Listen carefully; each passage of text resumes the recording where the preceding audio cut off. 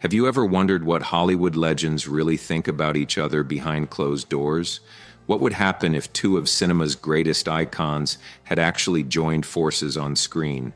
And why did Clint Eastwood wait 95 years to finally reveal his true feelings about Robert Redford?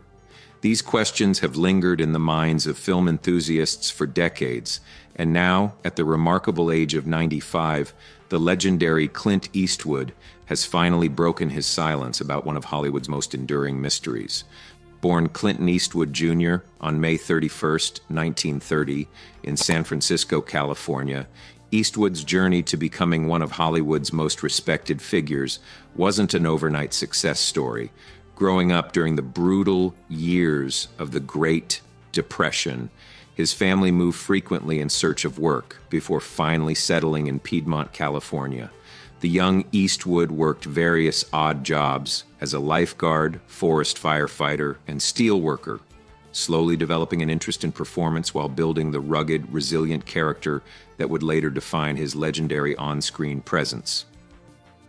Eastwood's breakthrough came when he was cast as Rowdy Yates in the television western Rawhide from 1959 to 1965.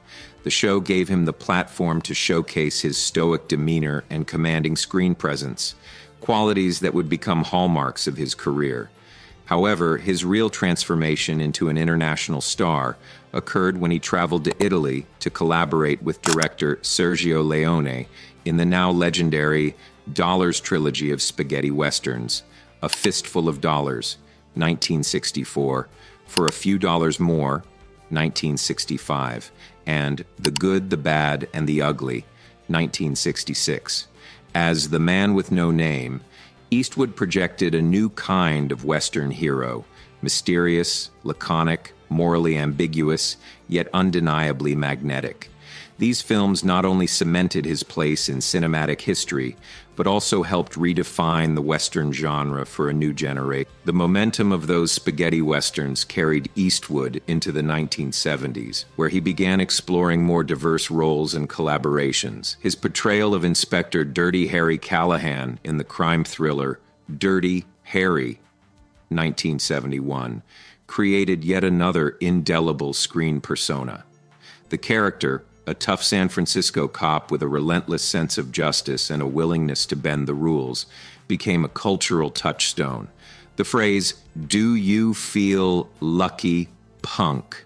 entered popular culture and remains one of the most quoted lines in film history, resonating with audiences in an era of social upheaval while sparking debates about law, justice, and vigilantism.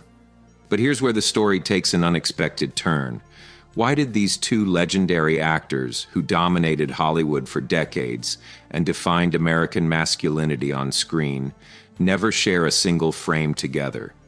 Even as he thrived as a leading man, Eastwood demonstrated an ambition to shape his career beyond acting. He founded his own production company, Malpaso Productions, which gave him greater control over the films he made. He soon moved behind the camera, directing and producing a wide range of projects that allowed him to experiment with storytelling styles and explore themes of morality, redemption, and human complexity. His directorial efforts began to win critical acclaim with early successes like Play Misty for Me, 1971, showing his skill at crafting suspenseful narratives. Eastwood's career as a director reached extraordinary heights with films such as Unforgiven, 1992, which earned him Academy Awards for both Best Director and Best Picture, and is often considered one of the greatest westerns ever made. Million Dollar Baby, 2004, repeated that triumph, again winning him Oscars in the same categories and confirming his status as one of the finest filmmakers of his generation.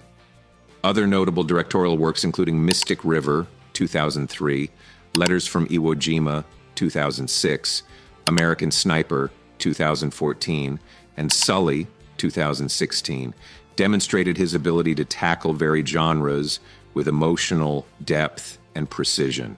His directing style, characterized by efficiency, minimalism, and a focus on storytelling rather than spectacle has earned him admiration not only in Hollywood, but across the global film community. What makes a Hollywood legend finally open up about his greatest contemporary after nearly a century of silence?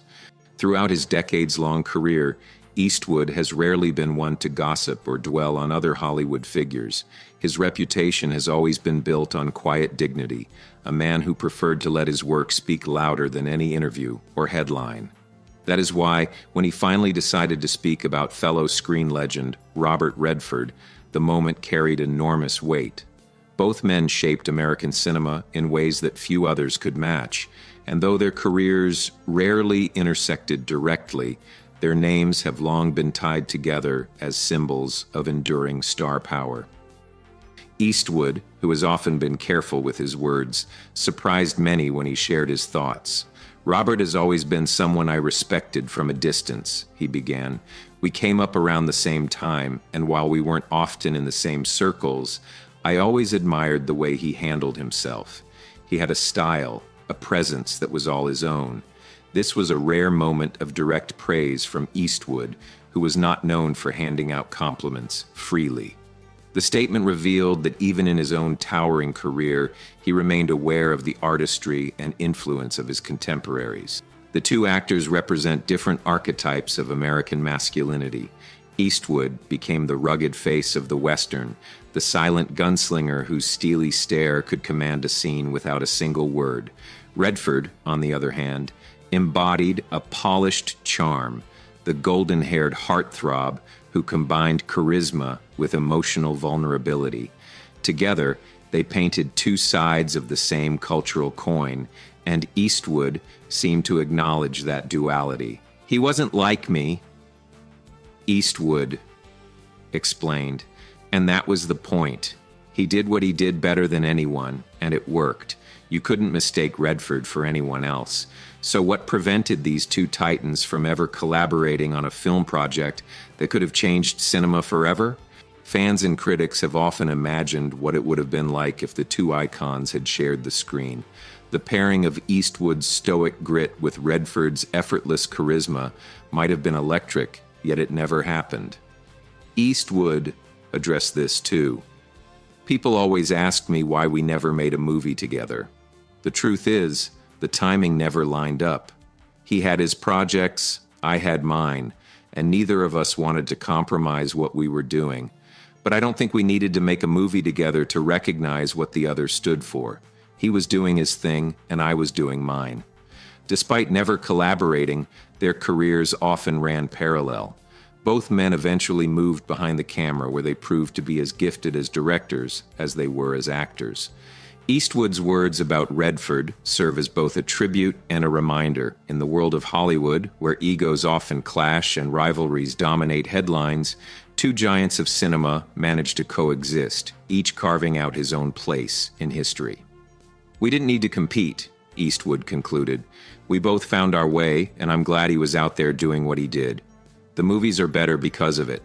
This rare moment of candid reflection from one legend about another offers audiences a precious glimpse into the mutual respect that can exist between true artists, even when their paths rarely cross directly.